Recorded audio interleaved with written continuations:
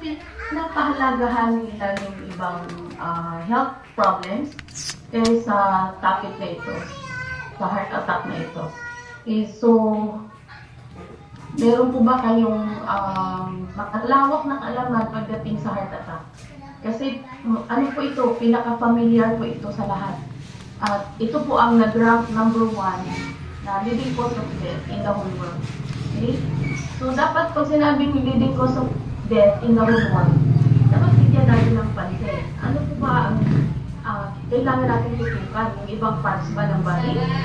Or itong ating puso? Pag sinabing heart attack, ang may problema po nito is yung ating puso. Okay? Yung puso ang pinaka-major na affected and then the rest of the body na apektuhan din. So, leading cause of death, doon pa lang sa sinabi nila na number 1 leading cause of death in the whole world. Matato tayo. Kasi ang heart attack ay silent killer. Ang heart attack ay hindi po, sabi nga, lagi binabanggit ko kaya ibang product na naano ko lang natin. Lagi niya sinasabi na walang disconnection of it. Hindi to parang miracle ko na may sinasabing, oh, may disconnection notice ka na. Pag sinabing heart attack, wala po talaga. So, silent killer, anytime. So, gaya na sinabi ko, dapat bigyan natin siya ng pahalaga. Number 1 natin na ingatan. Ingatan natin kasi anytime, pwede itong mangyari sa atin o sa ating mga kaibigan and sa pamilya. So, pag sinabing heart attack, gaya na sinabi ko,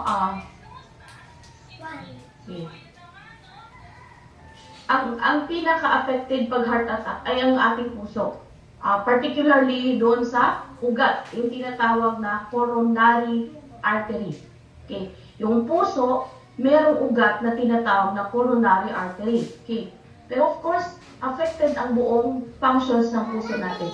Pag sinabing puso, it is a muscle the size of a clenched fist. Pag sinabing puso, gaano ba kalaki ang puso natin? Kung gaano kalaki yung fist natin, ito yung puso mo, ganito kalaki yung puso mo. So, hindi natin siya nakikita inside, pero yung laki, kung ano yung fist, laki, ng size ng fist mo, yun yung laki ng puso mo. Okay? So, wala pong, kasize siya ng ating, fist natin. Ito yun. So, ngayon alam na natin na yung size ng ating puso, nasa kamay mo. Ayan, nasa kamay natin. And it is located behind the breastbone, but pointing to the left. Apical. Yung apical niya pointing to the left. Okay? Lalo na yung ventricular. Okay? Yung ventricles. Pumps about 100 times a day. Imagine natin, 100 times a day ang ipapump. So, ilang beses nga daw, ilang seconds daw, ang 60 seconds, kailan makabalik na yung dugo na magmula ng pag-pump niya, isi-circulate buong katawan through sa mga blood vessels natin. At gahalo nga yung kahaba yung blood vessel, 600 miles. Okay. At kailangan bumalik siya sa puso natin within 60 seconds. That's why, ang heart natin is nagpa-pump 100 times a day. Hindi siya pwedeng pumalpak 100 times a day. Kasi pag pumalpak, magkakaroon tayo ng problema. Magkaroon tayo ng hypoxia yung tinatawag. So, pumps about 7,600 liters of blood per day. 7,600 liters of blood per day within 24 hours. So, can you imagine yung blood na pinapump ng heart natin? Ganon karumi, ganon ka-thick, ganon ka-toxic, daming toxins. So, paano ka hindi kaya mahirapan yung puso natin? Of course, hirap na hirap.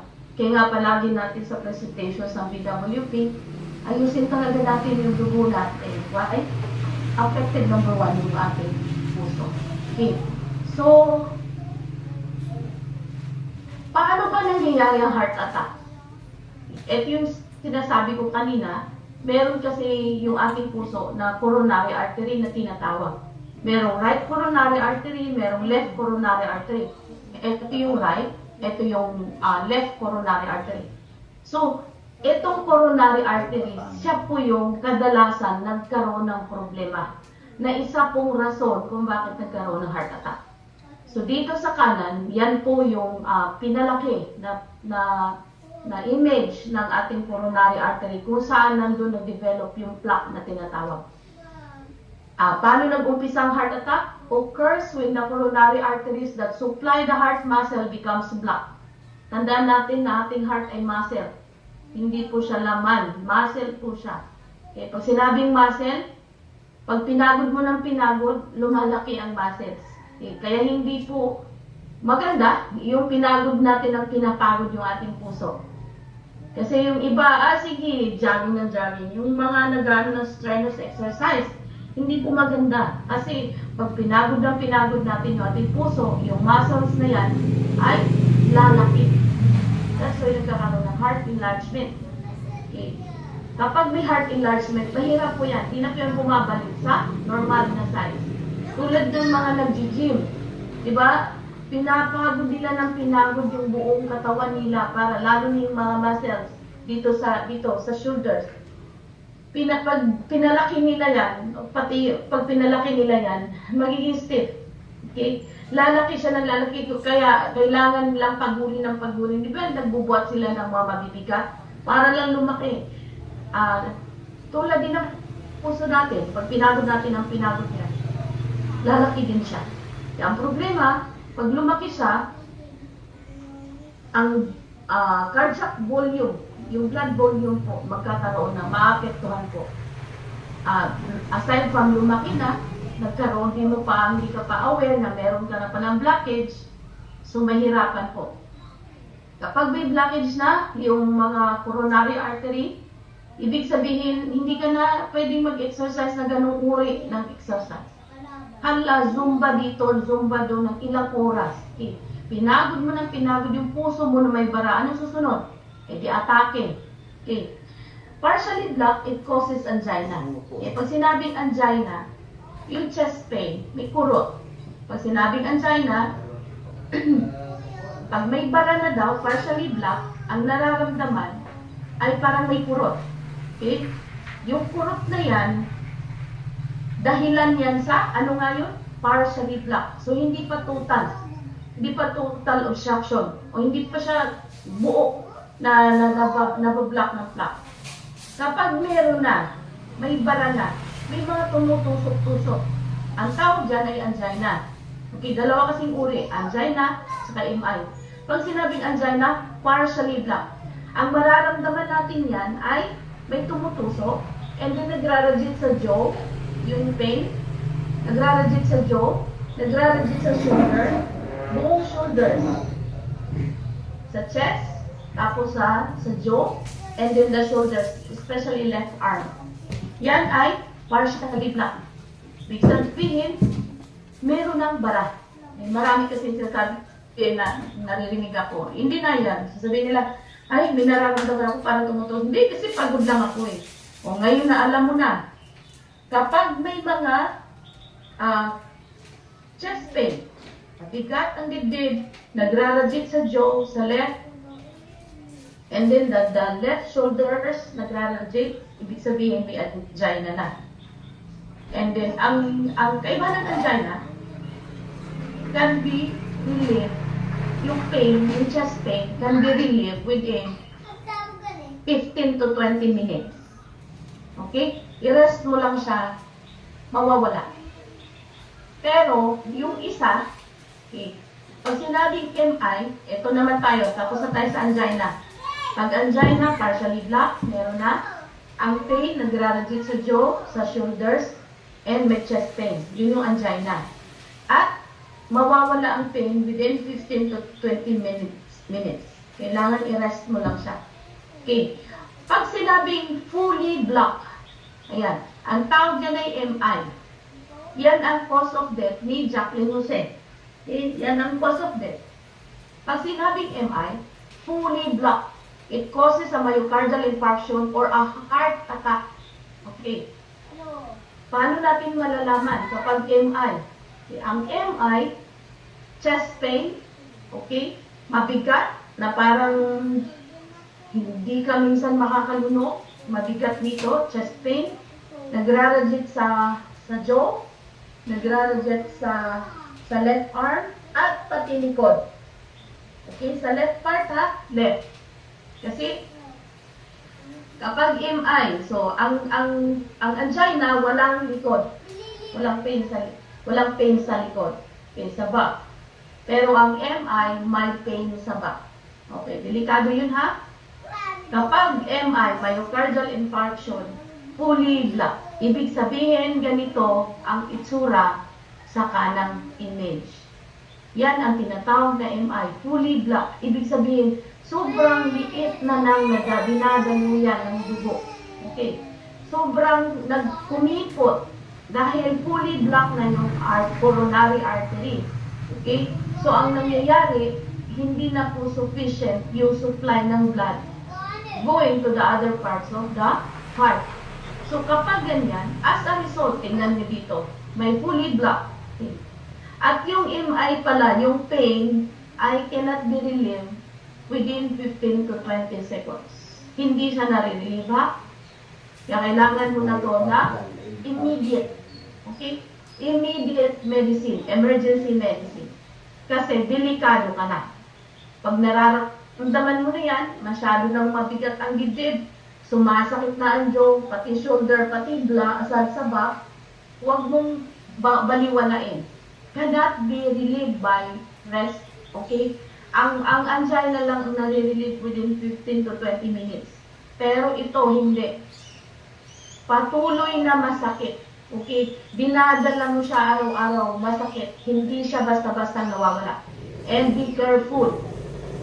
Pwede nang mangyari sa'yo ang heart attack. Okay? Now, kapag gano'n na, myocardial infarction fully, ganito sa itsura. As a result, some of the heart muscles begins to die.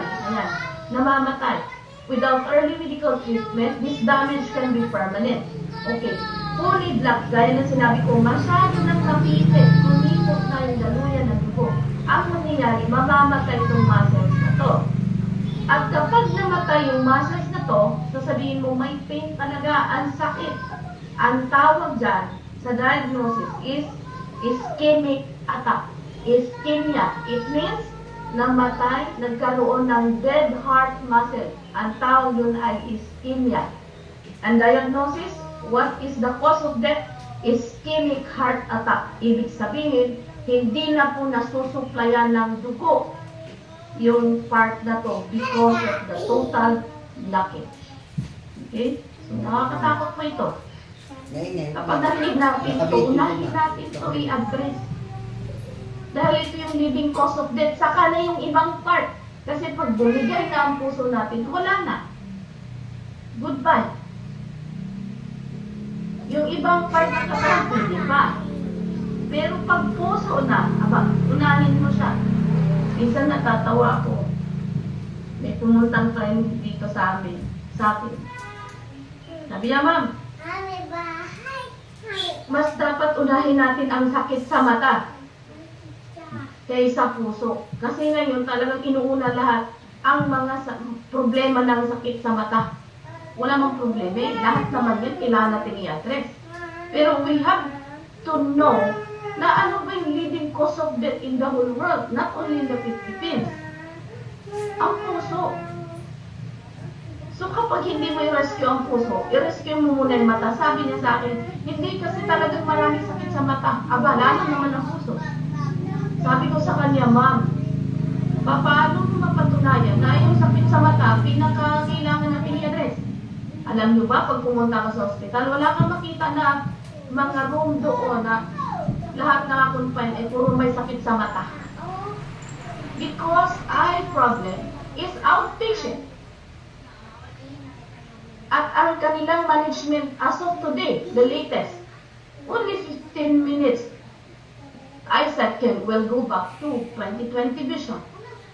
Ganon kabilis. But, anong advice? Katulad ng anak ko, yung anak namin, nagkaroon siya ng problem during yung pag-conceive ko sa kanya. So, affected yung kanyang eyesight. And then nagpinuto siya. Kailangan sa pinuto, 2020 results. Pinayagan siya na magsalamin. Kaya lang nakita ko, kawawa naman. Kailangan dalawang salamin ang dala niya para may backup. Napaka-hassle nun sa isang pinuto na magpapalipad. Okay? So, in-advise siya na kailangan meron siyang backup. Alam mo, nag-decide ako, pinag-ipunan namin. Sabi ko, sige. Kasi ang grade ng mata ng anak ko, na anak namin before is about, ang astigmatism ay napakataas. Umabot siya ng 1,300 astigmatism. At the age of 3 years old, isipin mo yung 3 years old.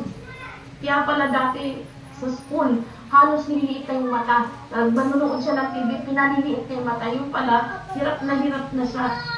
Kung saan-saan ko na siya dinala na optical, hindi makuha yung pinaka-grade ng mata ng anak namin. And then nung time na, that was last year, 2022. 22 ba yun? 23. Nag-decide po kami to undergo a PRK. Yung tinatawag na PRK. It is a permanent. Iba po yun sa LASIK. Okay? And the doctor advised him to undergo PRK surgery. Yun po yung para sa mga piloto talaga. And honestly po, within 15 minutes, natapos yung kanya. 15 minutes only ang surgery. And then, yung eyesight niya, go back to 2020 na. Okay? Kaya yun yung sinabi ko doon sa friend ko, ma'am, unahin mo ang eyesight. Saglit na lang yan ngayon. Okay? Wala mong problema. I-address natin lahat ng parts. Pero, meron tayong majority. Yung pinaka-source kung saan tayo ay humihinga pa. Okay? Yung heart dapat. Kasi, wala kang makita sa isang hospital o saang hospital na punong-puno ang isang room. Punong-puno ng mga eyesight patient. Eyesight problem. Hindi ganon. Wala kang nakitang na-ICU dahil may sakit sa mata. Sinabi ko lang sa inyo to kasi hindi maganda yung na-impart niya sa akin. Sabi ko, wala kang nakitang na-ICU dahil may problema siya sa mata. But, pag sinabing puso, ito yung pinaka nakakatakot sa lahat. Sa totoo lang. Kasi, maaari kang mapunta sa ICU anytime pag hindi mo to i-address. Okay. So, ayun, pinaintindihan po kayo. Magkaiba ang angina, magkaiba po ang myocardial. Now, ang tanong, bakit nga ba nagkaroon ng problema ang coronary artery disease, ang coronary artery? Okay, bakit nagkaroon ng problema? Bakit nga ba naman na nagkaroon ng barayan? Pwede namang hindi. Bakit nga ba ang puso agad ang nababarahan? Kasi siya yung major pumping station of blood. Okay? Ang dahilan kung bakit siya nagka-problema, nagkaroon siya ng bara, dahil sa dumi ng dugo na dumadaloy na araw-araw, 100,000. Diba? Sabi ko, nakalagay dito kanina, 100 times. 100,000 times a day ang pag-pump. And then yung density ng blood natin ay sobrang dumi. Natural, maapektuhan talaga siya. Okay? So ito yung dahilan kung bakit may heart attack. Okay? Uy, bakit hindi na lumabas? Wait. Kasi perfect.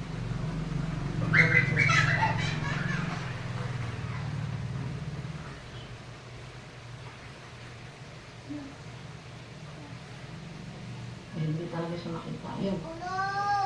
What causes a heart attack? Tuloy-tuloy ko pa. The heart is a muscular pump that needs a continuous supply of oxygen. Okay. Ano daw kailangan? Continuous supply of oxygen. Sino ba ang may bit-bit na oxygen? Blood. Dugo. Okay? It gets this oxygen from the blood. Okay? Which flows to the heart muscle through arteries on the heart surface. These arteries are called coronary arteries. Kailangan kasi ng oxygen, gaya na sinabi ko. Our body is composed of 100 trillion of cells. Yung heart natin ay marami pong mga muscle cells. Kasi muscle siya. Yung muscle cells, kailangan nila ng oxygen para makahinga. Dahil ang cell ay buhay. Kailangan din ng oxygen. Eh, sino bang may bit-bit na oxygen? Eh, di yung dugo. Wala naman pong iba. Okay? And the most common cause of heart attack is coronary heart disease. Yung CHD yung tinatawag. Kasi ito talaga ang pinaka-major na nababarahan. The slow buildup of fatty deposits on the inner wall of the arteries that supply the heart muscles with blood. Ito yun, no? Nakikita nyo sa right, yung image. Yung yellow, yan yung plaque. Yan yung mga barak dahil sa dugo. Tingnan nyo. These fatty deposits called plaque gradually clog the inside channel of the arteries, causing them to narrow. It is a process that begins early in life and continues over the years. Kaya lagi akong nakakarinig, ay, healthy living po ako, wala po akong sakit sa puso. Ang sabi dito, it is begins during early life. Okay, bata pa lang tayo, kapag wala, magulang natin, wala ding alam kung ano-ano na lang ipinapakain sa atin. Eh di, isa yun sa factor, okay, na nag-develop ng plaque. And then continues over the years. Kaya kapag medyo may partial na, angina na ang nararamdaman. Tingnan nyo. Paano mangyari ang heart attack? Ito yung blockage. Ito yung mga plaque. Ito yung blockage. Yung dugo, dadaloy kasi maghahatid siya ng oxygen and some nutrients to the other parts of the heart. Ang nangyari, may bara na nga, kaya ito yung, may bara na nga, tapos yung lumami pang dugo ay lumapot, ano mangyari? Nagkaroon ng blood clot. Bumara, may bara na nga, tapos yung blood, nagkaroon ng clot, kasi malapot. Okay.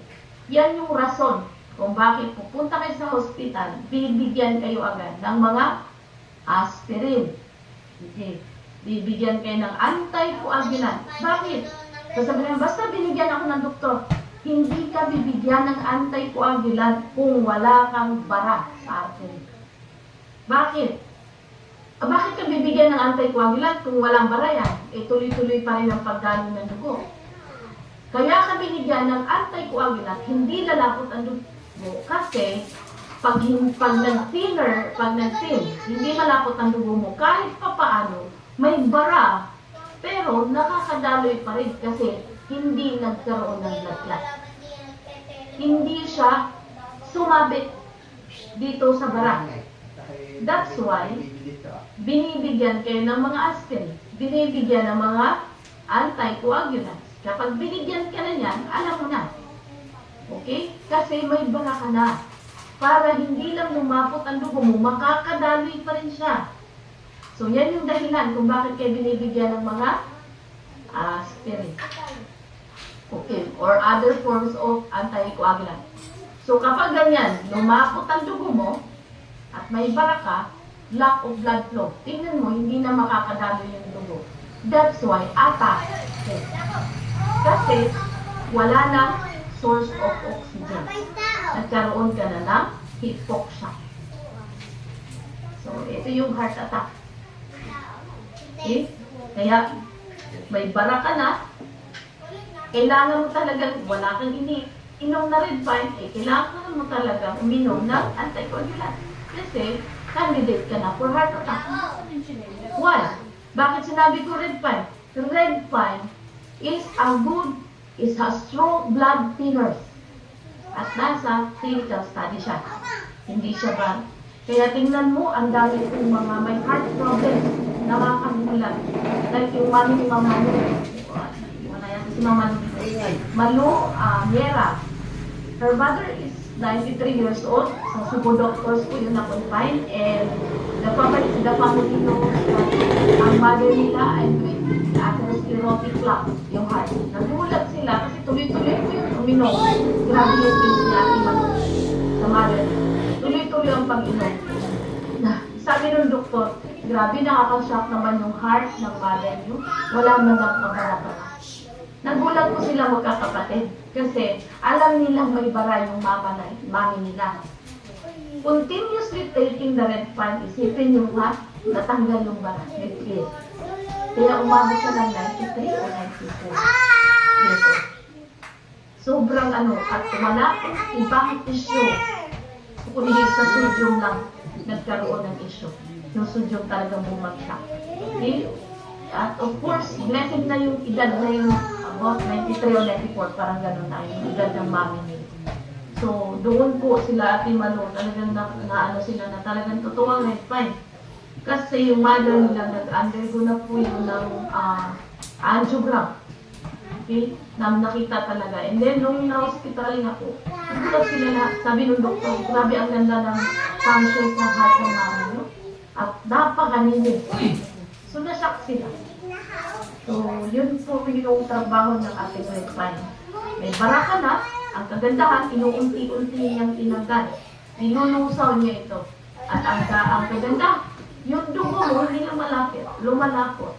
Kasi si red fine is a blood thinner. Okay? Now, what are the signs and symptoms? Watch out doon sa mga lumapot ang dugo. Yung mga clot, yung may mga bara. Doon natin ma-assess yung sarili natin. Kapag may bara na yung ating mga ugat, ito yung mga signs na titingnan natin. Pwedeng ma-stroke, okay? Kasi nga, magbablock, okay?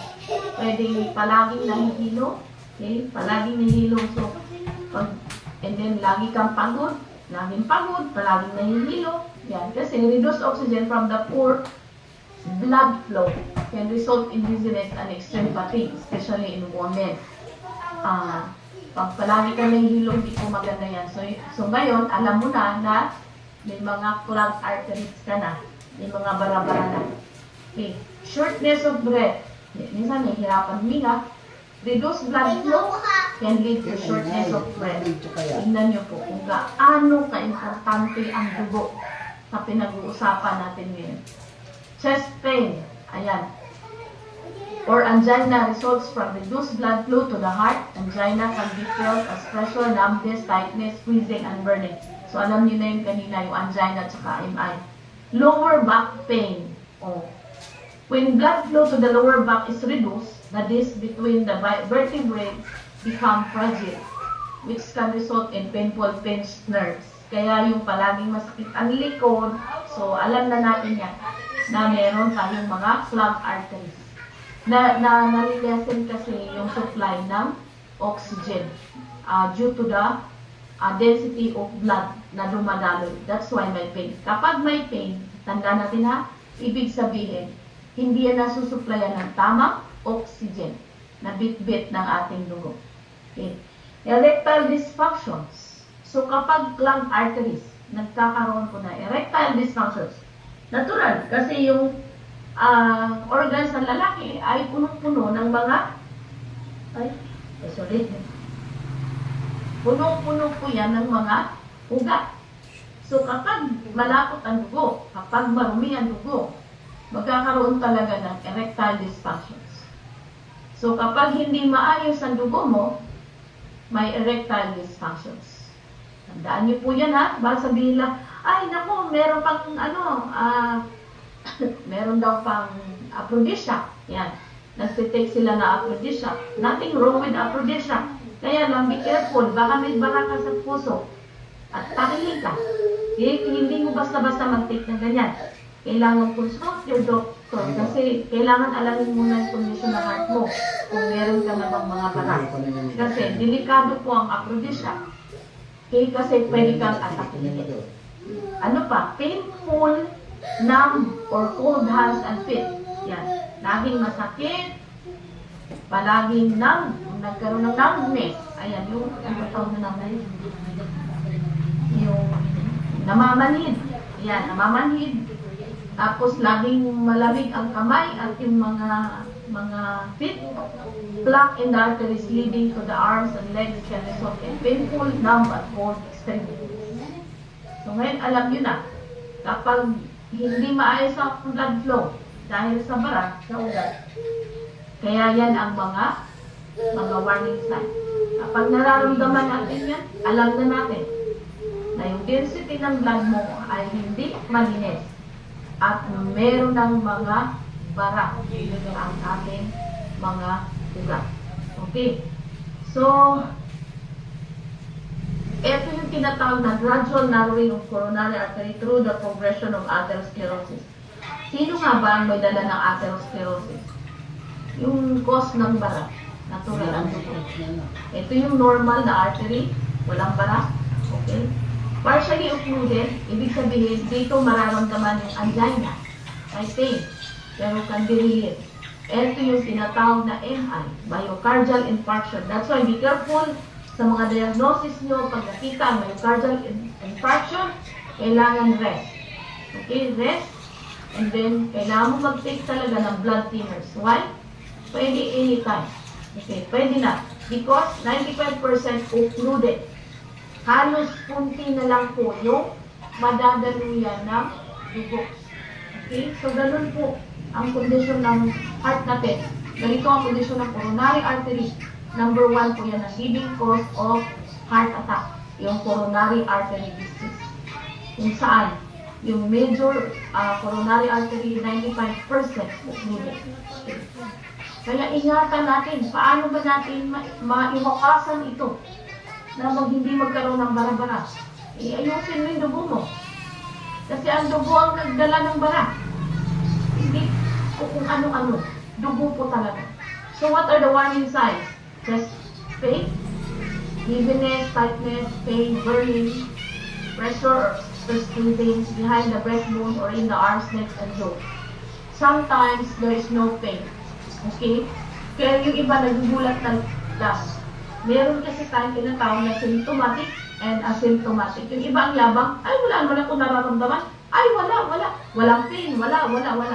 Mas matakot ka kung wala kang nararamdaman. Like hypertension.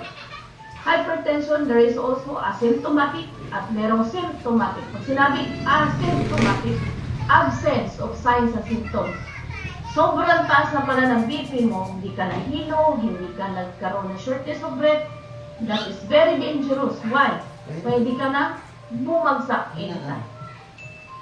Unlike sa symptomatic, alam mo kung paano pa ina. May naramdaman ka, ito yung naramdaman mo, and then you rest.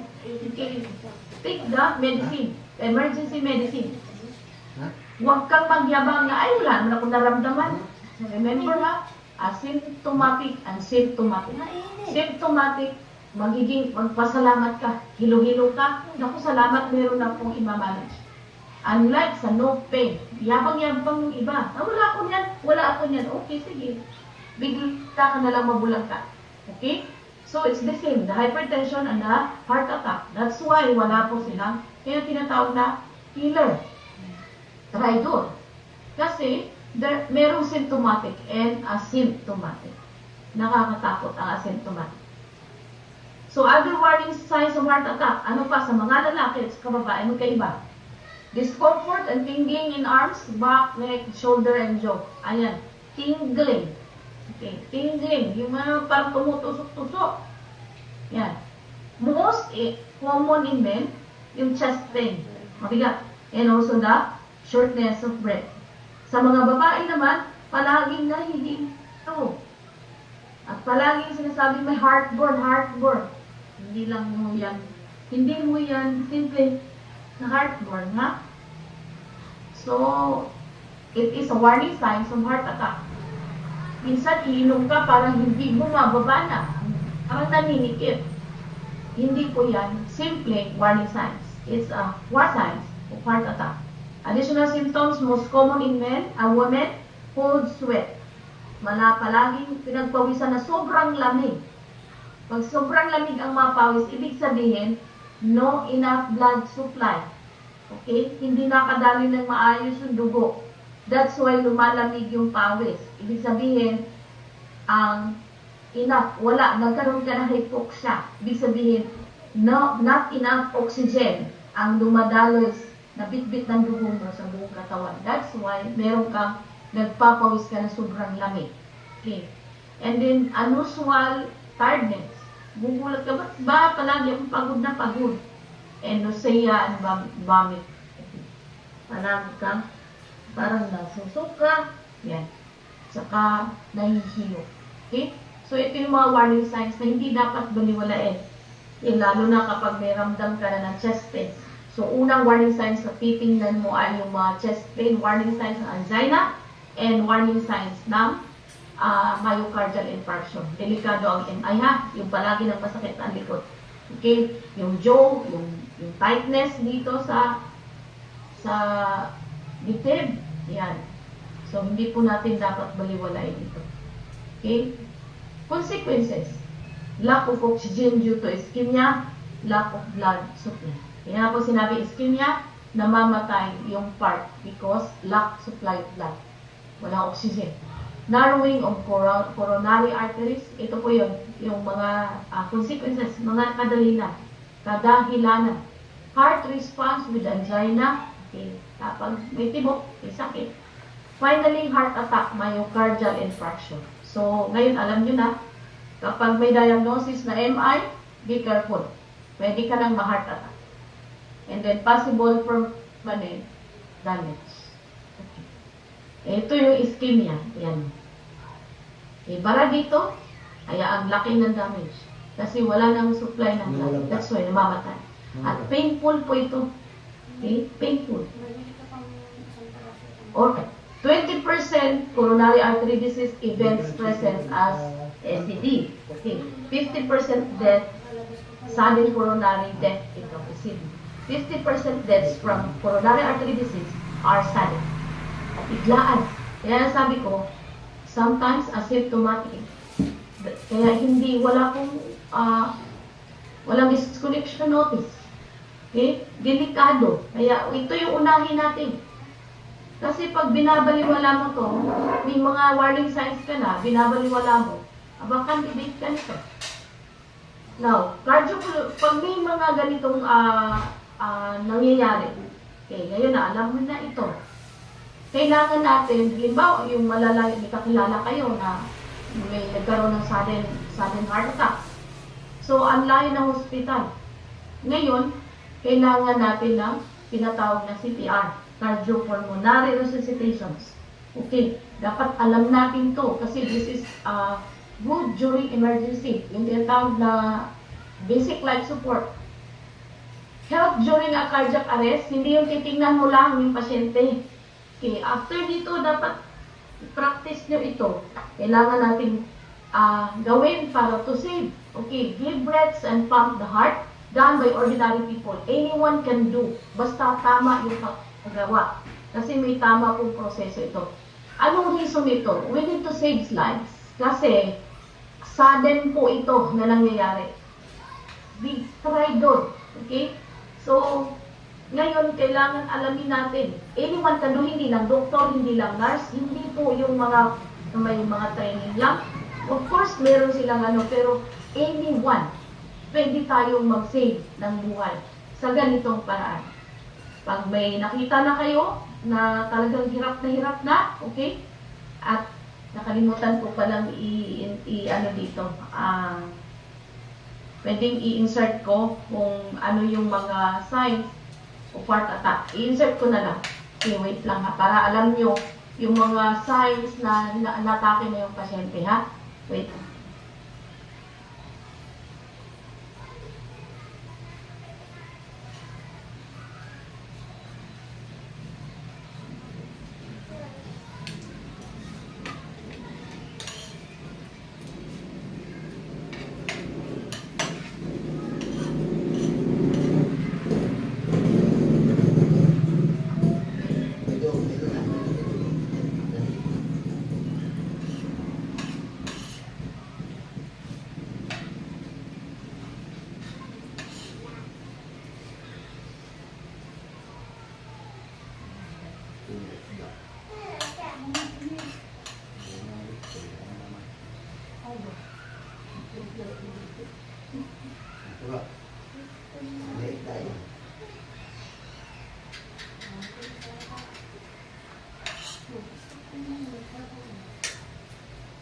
Kaya nga pag-click.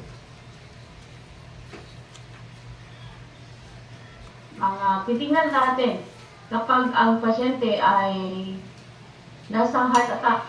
Okay? So, titingnan natin yung acronym na B-FAST. Pag sinabing B, balance. Okay? titingnan natin kung nakakatayo pa ba siya o kasuray-suray na. Tapos yung eyes niya, kung sabihin mo, tingnan mo ako, pag hindi na niya magagawa. Tapos yung mukha niya ay medyo tumabini at sabihin mo, pakitaas nga ng dalawang kamay mo, hindi na niya maitaas. And then yung speech niya, nag-i-slurge speech, parang hindi na, gaganong na. And ito yung time na titingnan natin, ay ito yung mga signs na titingnan natin. Be fast, yung balance, yung, tanong mo sa pasyente, tingnan mo ko, hindi na niya magawa, and tingnan, i-notice niyo yung mukha, pati yung arms niya, kung may itaas pa ba niya, o nakakapagsalita pa ba siya. So ito yung mga sign na titingnan natin. Now, kapag di mga sign pa na ganyan, get ready na. Pero, kung halimbawa, kapag ganito kapag buhay pa ka, tawag na agad, bilisan na agad pagdala sa ospital. Pero kung yung sudden death, yung kanina, sudden death, ito sudden, yan, bumulag ka na lang diretso. Pag bumulag ka diretso, din do the CPR. Okay, ito yung gagawin natin. CPR. Yung kanina, yun yung mga may makikita ka pa, takbo na agad sa ospital. Pero kung biglang bulag ka na, at malayo yung hospital nyo at wala kayong ibang ito yung gagawin natin na CPR. Pag sinabing DRS, ABCD. Ayan. DRS, ABCD, acronym. Pag sinabing D, check for danger. Baka mamaya, yung pasyente mo ay malapit sa pader. Okay? Or may bato doon sa ulo niya, CPR nauuntog na lang nauuntog.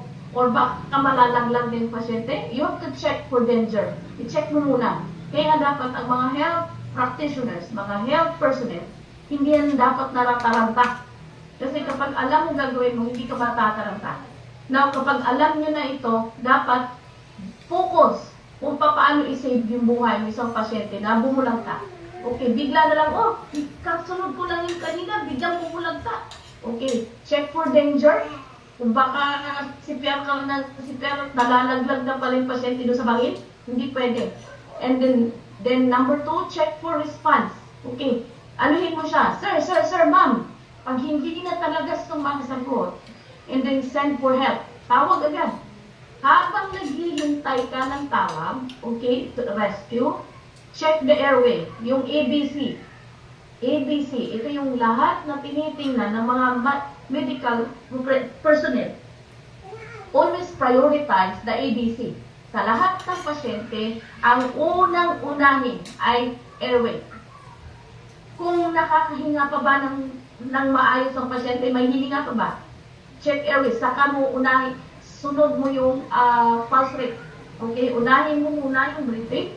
Ibig sabihin pag may breathing, nagpa-functions pa ang heart mo. And then check the airways.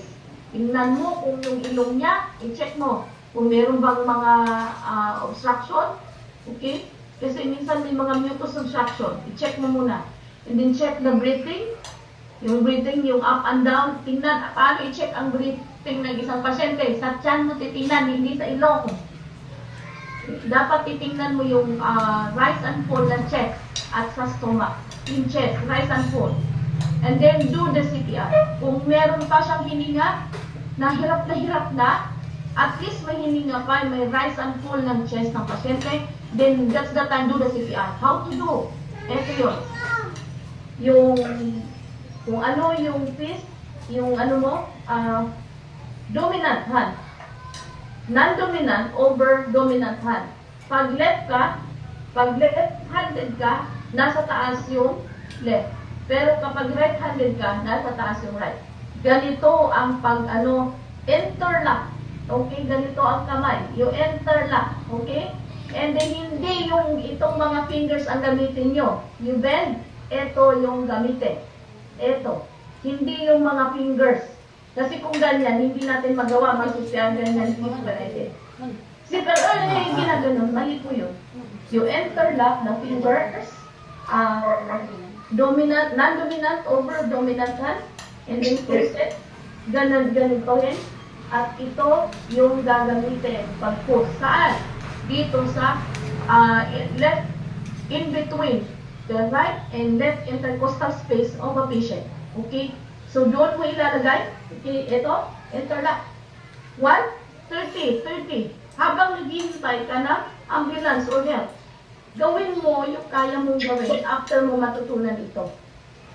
We can save lives. Yung huwag mo hintayin mataranta ka ng mataranta. Do it. Okay? 1, 2, 3, 30 ha, mabilis. 1, 2, 3, 4, 30 times. And then 2 blows. Ayan ha. Baka, hindi diri ako. Okay? So, hindi po madali ang mag-resuscitate ng heart attack ha. So, habang naghihintay, huwag magpanik. Okay, huwag magpanik. Gawin mo yung kaya mong gawin sa natutunan nyo ngayon. Okay? Maaring mabuhay ang pasyente. Why? Nag-stop kasi mag-pump yung heart. Wala nang blood flow. So, that's why ikaw yung tutulong sa heart. Kaya, sa ibang bansa, sa Amerika, meron na silang tinatawag na, yung machine na atrial defibrillation. Na mo lang dito, ikabit mo lang. Sa atin sa Pilipinas, wala. Slap patch. Meron po sa ibang bansa nakalagay anywhere. Nagkalat yan anywhere. So, because pinakadelikado ang puso. Nagkalat yan. Gawin mo lang, ikabit mo lang dito sa sa may parting chest. Hindi na makain pa. Tatago ko na yung ulam. Okay. So now, kapag wala naman tayong ganun kasi, yung defibrillator, yung maliit lang siya. Parang ngayon, by patch na. Yung ginagamit na defibrillator, anong nasunod para mag-continue pa rin ng pump ng dugo yung heart. Okay. Kung wala naman, gawin natin yung CPR. Okay, 30 pumps, mabilis. Okay. Interlock ha. Ito yung gagamitin dito sa may in between intercostal space, thoracic intercostal space, kung nasaan yung heart na located. And then 2 blows. 1, 2. Ulit. 1, 2, 3, 4. Hanggang sa pag nakita mo yung pasyente dumilat at magpasalamat ka. Wow, sa tulong mo na ginawa, mabuhay ang isang pasyente na inatake. Hindi yung nagpanik. Okay? So, ganun ang gagawin. So, kung talagang habang naghihintay ka, do not stop doing CPR. Continue hanggang sa dumating yung rescue. Okay. So, bilang mga taga-Sheba Zion, we need to save lives. Okay, kasi delikado, ito yung leading cause of death in the whole world. Hindi po tayo tulad sa ibang bansa, na patch na lang dun sa mga biglang bumalagta. Okay, so, malaki pong bagay ito na matutunan natin. And next time, siguro mag-training tayo ng mga basic first aid. Kasi importante po yun during emergency. Na lalo na yung mga nasa malalayong lugar, kailangan matututok. What if nandun tayo. So, hindi na natin kailangan itakbo ng hospital na sobrang layo. We can do kung ano yung kaya natin gawin, basta with proper training lang talaga. Okay, malaking bagay yun kasi masisave natin yung buhay na nasa alanganin. Okay? So, bakit natin to kailangan bigyan halaga ang puso, lalo na yung dugo. Dahil ang dugo talaga may bakit may heart attack? Kasi siya may gitbit ng bakit nagkaroon ng bara. And remember, every 2 seconds, 1 person dies of heart disease. Kaya nakakatakot po ito. Huwag natin baliwalain ito. Kaya minsan naiinis ako dun sa mga taong lahat na explain mo. Ito yung trabaho ng Red Pine. Si Sheba Zion ng mga distributor, huwag kayong matakot kasi we are not trained to hype people. Okay? Hindi namin train yung mga distributors namin to hype people para lang bumili ng product. Kaya po, marami kaming series of trainings about the product. Kaya tayo mayroong mga series of health talks. Why? We need to save lives. Lalo na yung ating number 1 leading cause of death in the whole world. 1, 2, patay. 1, 2, patay. So, kailangan natin dito, bigyan natin ng pansin ito. Kasi pag ito bumigal, yari ka. Sa bagay, kung ayaw mo nang mabuhay, okay lang. Patuloy kapatid. Now, there are risk factors. Kung sinabi risk factors, ito yung mga dahilan. Okay? meron tinatawag na unchangeable risk factors, unchangeable. Pag sinabing unchangeable, ito yung hindi mo pwedeng baguhin. Pag changeable risk factors, pwede pang mabago para maiwasan yung mga bara sa ating puso. Okay, ulitin ko. Ang dahilan kung bakit nagkaroon ng heart attack, dahil ang coronary artery nagkaroon ng bara. Sino ang dahilan at bitbit ng bara? Yung ating dugo na napakarumi. Now, ito yung risk factors kung bakit nagkaroon ng mga bara. Okay, number 1, unchangeable risk factors. Hindi mo pwedeng i-manipulate ito. Age, the older you get, the greater the chance. Okay, consider natin ito. Matanda ka na, hindi mo ginawa yung healthy living, then wala kang alam paano alagaan ang puso. So, unchangeable risk. Naandyan na sa iyo yan.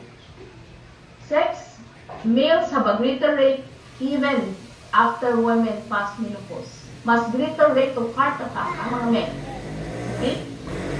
So, be careful kasi ang heart attack commonly happen during nasa CR. Okay? Tingnan mo si Dad, pakisara ng i-echo ako. Tulad ni Jacqueline Jose, saan ba nangyari nung hinatake siya? Sa CR. Galing sa CR. Bakit? During nagsi-CR tayo, meron po tayong tinatawag sa katawan natin na the vagus nerve, the most sensitive nerve in the whole body, na nagkaroon ng siya yung nag-release ng sympathetic, parasympathetic signal sa ating brain. That's why pag umiri ka, may sakit ka sa puso, okay, may myocardial ka na, tapos umiri ka ng umiri, nati-trigger po si vagus nerve. Now, kapag na-trigger si vagus nerve, pagsasend siya sa signal sa brain, teka lang, na-activate ako. Okay? Usually nati-trigger ang pag na-touch ang anus. Yung anus natin. Kasi sensitive ang vagus nerve. Umiri ka, pag-iri mo, dahil dudumi ka, na-trigger si vagus nerve, and then nag-send siya ng signal para sympathetic nervous system. Okay? Sinabi ng brain, oops, teka lang, hirap na yung puso. It's either bumilis ang heartbeat or bumagsak ang heartbeat. Dalawa lang yun. Bumilis at bumagsak at hindi ka na ma-recover. That's why, galing sa CR, be careful. Marami pong bumalagtak ng galing sa CR. So, yun yung rationale. Bakit sa CR? Kasi, during dumudumi ang isang pasyente na may MI, na-trigger po ang vagus nerve. Okay? So, family history. If family members have had CHD, coronary heart disease, there is a greater chance. Why? Kasi yung dugo nung magulang mo na marumi, na puno ng pasang lang sa'yo. That's why, meron pong i-consider natin genetic. Family history. 1, yung dugo ng magulang mo, napasa lang din naman sa'yo, na marumi. Maraming fatty, maraming toxins, yan ang naipasa sa baby. That's why when you grow up, ganun din siya. Pasa-pasa na. Kaya ngayon na, alam natin itong mga lalo na sa mga magbubuntis, talagang be careful. Ayusin mo talaga health. Kasi kawawa, para siyang purse. Pasa hanggang sa ilang generations. Dahil dugo mo, napakarumi. Ipinasa mo na ipinasa, nagkakalat ka ng problema. Kaya, matindi po ang dugo talaga. Kaya lagi ko sasabi, iusin natin dugo natin. Changeable risk factors. Ito yung pwede pang mabago. Pwede pa natin iwasan. Kasi ito yung mga risk factors of heart disease. Number 1, hypertension. Hypertension can be controlled. Cholesterol, pwedeng bumaba. Obesity, pwede kang bumalik sa normal BMI. Diabetes mellitus can be controlled. Physical inactivity, pwede kang magkaroon ng physical activities. Cigarette smoking, pwede mong tanggalin. And then the alcohol intake. Kasi lahat ng ito ay risk factors kung nag-develop ka ng mga bara. Okay? Yung dugo mo, dinumihan mo dahil sa mga problemang ito. That's why risk ka ng heart attack. Okay, number 1. Bakit nagkaroon ng heart attack due to hypertension? Bakit may hypertension? Blood pressure measures how hard blood pushes against the blood vessel walls. Yan yung meaning ng hypertension. Kaya tumataas ang BP. 1. When a coronary artery is at least 60 to 70% blocked, remember ka, pag may hypertension, ha? Huwag kang magsabi, wala akong bara. Pumunta dito, wala po akong bara sa sa ugat. Pero tumataas yung blood pressure ko. Wow! Ibig sabihin, may hypertension ka na, you already have 60 to 70% block sa coronary artery. Tandaan nyo yan, ha? Pag may hypertension na, you already have 60 to 70% block in your artery. Pag sinabing blood pressures, it is the measures how hard the blood pushes against the wall, the blood vessel walls. Bakit nagkaroon ng pressure? Ang lapot kasi ng dugo mo. Kaya hirap na hirap yung blood vessels mo. Yung ugat, yung dugo na dumadali sa ugat ay napakalapot, napakarumi. That's why tumataas ang pressure. That is what we call the hypertension. Okay? Sobrang bigat sa puno-puno ng fats, puno-puno ng glucose, puno-puno ng chemical component, lahat na bit-bit ng dugo. So that is number 1 risk factor for heart attack, the hypertension. Okay? Number 2, ano bang blood pressure? Top number, pressure when the heart contracts. Okay, yung ito, tandaan ito. Ang normal blood pressure as of mga ilang past years ago, ito yung normal. Okay, ito yung normal. 120/80. I-plus mo sila 200. Tama? Ito yung amount of blood. Pag sinabing blood pressure, blood. Amount of blood na kayang i-filter ng kidney natin within a day. Kaya nga normal 120/80, yun lang yung kayang i-filter na dugo ng ating kidney. That's why high, palaging mataas ang BP, hindi mo kinokontrol. That's why nasisira ang kidney. Kasi, kunyari, 150/100. Ilan ang total?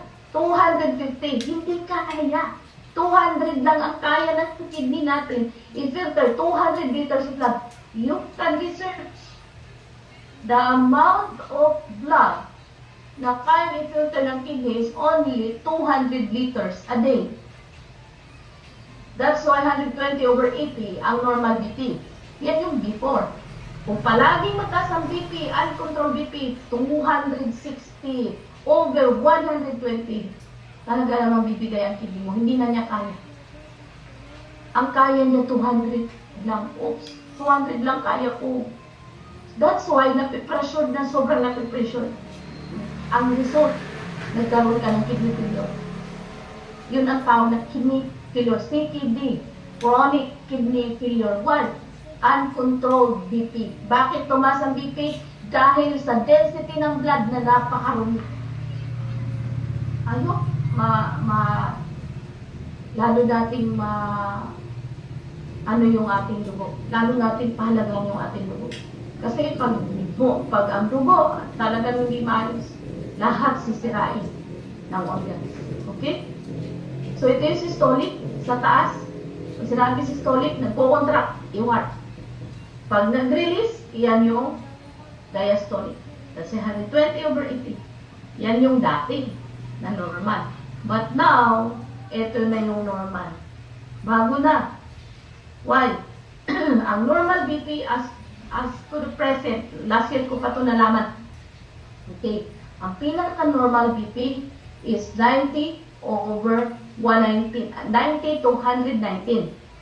Over 60 or 79 or 80, still normal. Yan yung pinaka-normal. Dati 120/80. Ngayon, ang 120 to 139, high normal o tinatagan, pre-hypertension ka na. Okay? Meron ka na tawag yan ay borderline ka na sa hypertension. 120 over 80 is nasa hypertensive ka na, pre-hypertension. Because the normal is 90 to 190. Yan yung sa taas. Binago na po. Last year pa po yan, binago. Okay? So, stage 1 hypertension, 140 to 159 over 90 to 99. Stage 2 hypertension, 160 over. Okay. Isolated systolic hypertension, 140. Ito yung isolated. And then yung over is less than 90. Delikado po ito ha.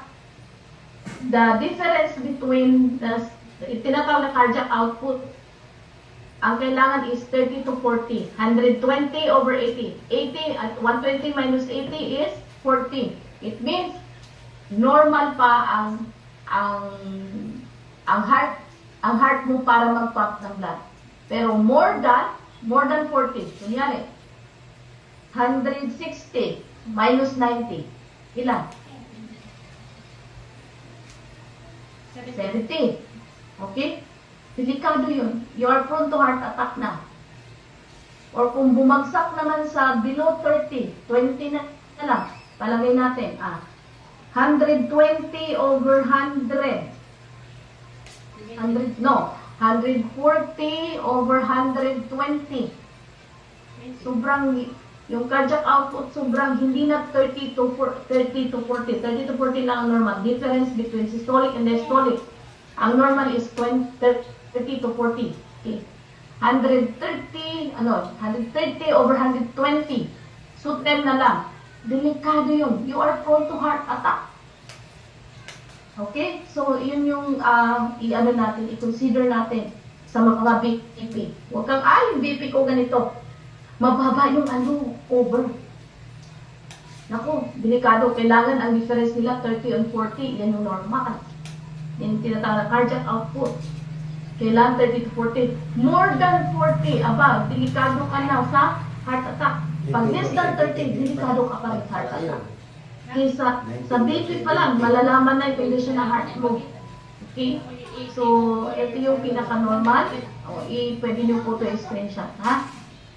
So, kapag laging mataas ang BP, uncontrolled, hindi talaga inayos, malapot ang dugo, ano ang unang maapektuhan? Of course, memory loss. Kasi, may bara na dito sa carotid. Okay? Dito sa may carotid artery. Dito. Okay. Kapag may bara dito, misa pinupukpok, please lang, huwag yung pupukpok. Lalo kang atakihin. Magkaroon ka ng problema sa demensya. Kapag uncontrolled, tingnan niyo ugat. Okay. Puso na damage, kidney na damage, pati yung thromboembolic. Nagkaroon dito sa mga legs. Akala niyo hindi yan nababarahan. Delikado yan. Yan yung tinatawag na thromboembolic. Okay? Okay. Thromboembolic phlebitis. Yan. May mga thromboembolism. Marami po yan. Dito sa may legs. Kaya hindi ko yan basta. Pastang sinama ng masad. Kaya hindi marunong. Kaya baka pumutok ito. Delikado. So, kapag uncontrolled hypertension, bakit may hypertension? Kasi, yung dugo mo napakalapot. Yung measure ng blood, hirap siya. Yung ating mga arteries. Kasi sa sobrang lapot, ikaw kaya, dumadaloy sa'yo ay sobrang namang napakabigat. Ang sakit, ang bigat. That's why there is hypertension. So, kapag hypertensive ka, at hindi mo ayusin, lahat yan affected. Ano pa? Kapag hypertensive ka, increased risk of stroke. Okay? Increased risk of heart disease, damaged kidneys and eyes. That's why, pag hindi maayos ang dugo mo, sira talaga ang kidney at yung mata. Yung tinatawag na retinopathy. Okay? Cause impotence. Ayan. And disrupt circulation. So, ito yung mga mangyayari kapag hindi mo ayusin yung dugo mo. Okay. Magkakaroon talaga ng blood pressure sobrang taas kasi nga yung measure ng dugo yung na kinikerry ng ating arteries. Hirap yung ating mga arteries sa sobrang dumi ng dugo. That's why may hypertension. Okay? So, cholesterol. Pangalawa, cholesterol. Ito yung pinaka nagdi-deposit ng mga bara. kakain natin ng kung ano-ano. Pag sinabing cholesterol, waxy fat substance in the blood, our body needs cholesterol to function. Actually, hindi pwedeng wala tayong cholesterol, hindi pwedeng wala tayong fats. Kasi ang fats is a source of energy. Liver makes all the cholesterol it needs to survive. Actually, kahit hindi tayo kumain ng kung ano-ano, meron tayong nagpo-produce yung ating liver. Nagpo-produce siya ng good cholesterol. Other sources of cholesterol come from food. Okay, hindi lang, meron tayong liver na nagpo-produce ng good cholesterol and some cholesterol from food. Okay? Yung mga good, mga healthy fats. Okay, cholesterol is found in animal products such as meat, eggs, and whole milk dairy products. If the level of cholesterol gets too high, it can stick to the artery wall. Ayan na. And cause serious health problems. Paano ba nakukuha ang cholesterol? Ito, yung good source of cholesterol. So, tayo ba ay kumakain ito? Guilty. Favorite. Masarap. Yan, nung nakakagutom na, pag tinignan natin. Mga lipo. Yan. Sa mga fast food, sa mga restaurant yan, eto, mga killer foods. Eto yung pinaka-source kung bakit tumataas yung mga cholesterol, triglycerides natin sa katawan. Okay? Dahil na sinabi ko kanina, hindi ko makasama na meron tayong cholesterol, pero dapat nasa normal level. Why? Our body needs fat. Okay? Yung brain natin, meron kailangan ng fat. Okay? Good cholesterol kasi hindi siya makafunction sa brain cells without the fat. So, ang ginagawa, pinapainom tayo ng matatin. Now, kapag pinainom tayo ng tatin, malulusaw daw yung mga cholesterol, malilesen. Pati yung fats mo sa brain. That's why it can lead to dementia. Too much intake of tatin can lead to dementia. Alimutin na kasi yung good fats na kailangan ng brain natin, nababawasan due to the chemical component of synthetic shock you are taking. Okay? So, guilty po ba tayo dito? Ito yung mga too much eating. Too much intake of this kind of foods ay nakakapag-cause ng high cholesterol. Okay? So, pwede naman natin ito ingatan. Ito nga yung mga changeable risk factors. Okay? So, cholesterol levels, ito po yun. Okay, ito yung high.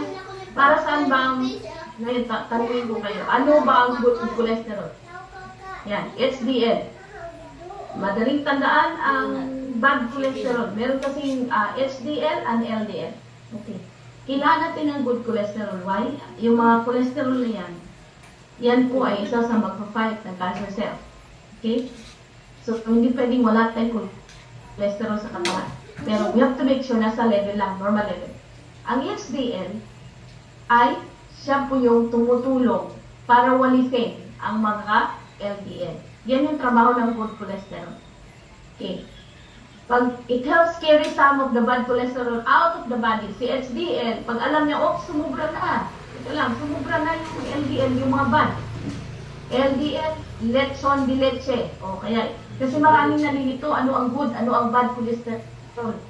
Kasi may HDL, may LDL. Ang bad cholesterol is LDL, para mabilis. Lechon de leche. Yan yung bad cholesterol, LDL. Ang good cholesterol, siya yung tumutulong na walisin, okay, para i-out sa katawan natin yung too much cholesterol. It does not have the tendency to clog the arteries. Kaya yung pag may nakita kay result, ay ang taas ng HDL ko, huwag ka matakot kasi ang HDL is a good cholesterol, hindi po siya nagka-clog sa arteries. Levels should be greater than 35. High levels of HDL greater than 60 can actually negate one other risk factors. Okay, sa bad cholesterol tayo, si LDL. Is known as bad cholesterol. It has the tendency to increase risk of coronary heart disease. Diba? Siya ang dahilan. So, saan siya napunta? Sinong taga-bitbit? Si dugo. So, LDL are a major component of atherosclerotic plaque that clogs the arteries. Saan lang na ini? Siya lang naman ang nag-develop nung bara. That's why nagkaroon tayo ng CHD, coronary heart disease. Too much intake of this kind of food. Levels should be less than 130. Okay? Kailangan less than 130, yun yung normal.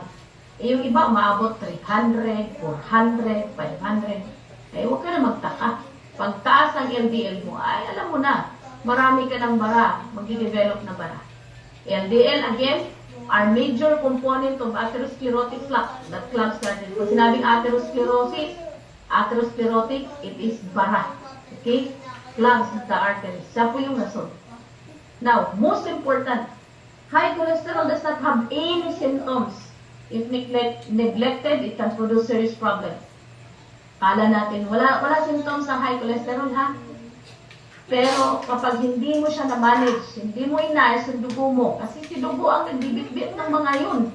Kakain mo, hindi naman yung hindi naman yung kinain mo pupunta din sa mga ugat mo. No, hindi sila i-digest sa ating stomach. And then once digested, pupunta sa intestine, the final absorption of nutrients, at saka sa mga kinain mo, bitbitin na ng dugo sa different parts of the body. Number 1, and heart.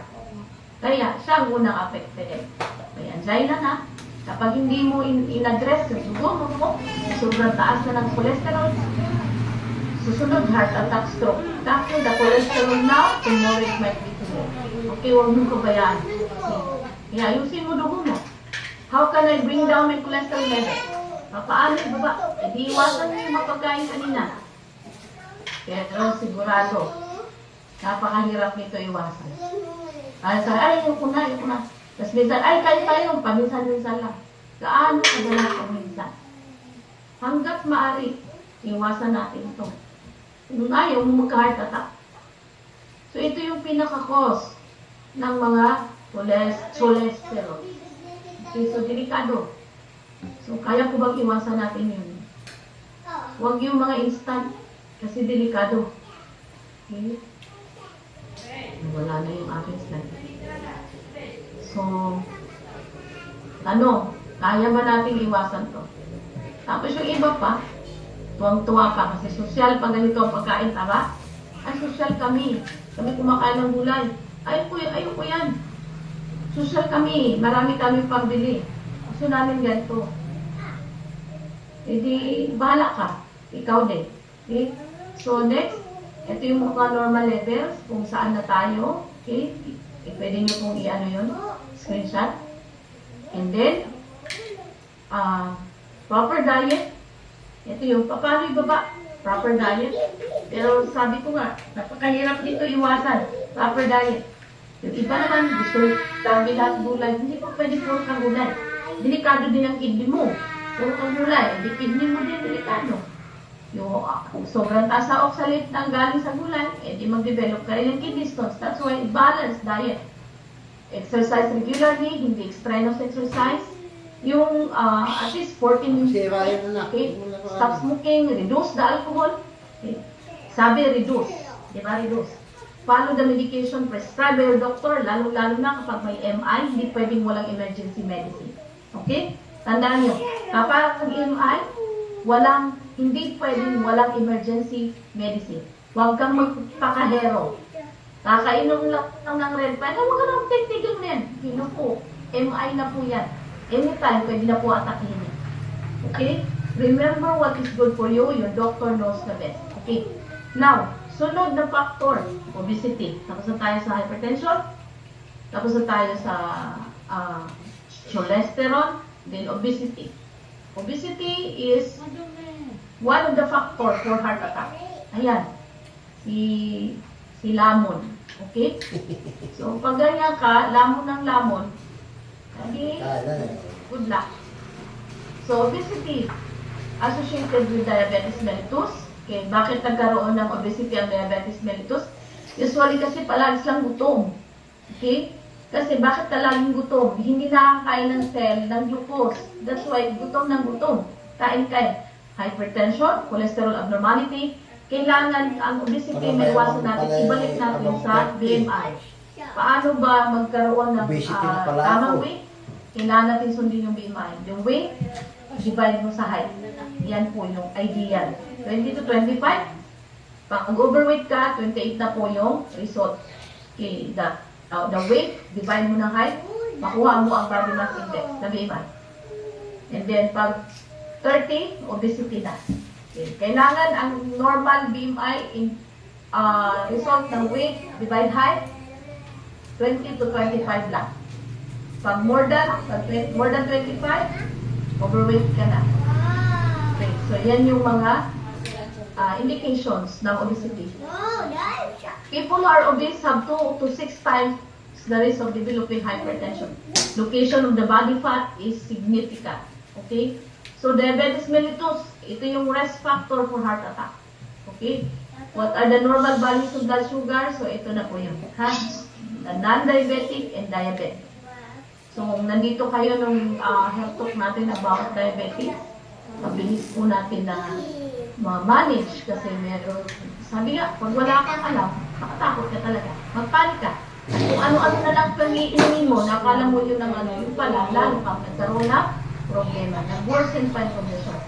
Lack of knowledge, delikado po. Hindi ba lagi sinasabi sa inyo, paalala, pag yan ang sakit mo, have time to familiarize your sickness. Alamin mo, ano bang ano nito? Ano bang mga risk factors nito? Ano ba itong ganito? Alamin mo yan, hindi yung maghanap ka na maghanap ng inumin. Na ito sabi pa ng kaibigan, ito yung inumin ganito, hindi nga para sa'yo. Kailangan alamin mo yung sakit mo. Kung yan ang sakit mo, aralin mo. Kasi, maraming mga paraan ka how to manage. Hindi ka pwedeng ma-sway ng iba. Dahil alam mo kung paano ang gagawin with regards to your condition.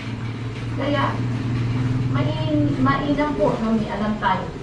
Always familiarize your sickness. Okay?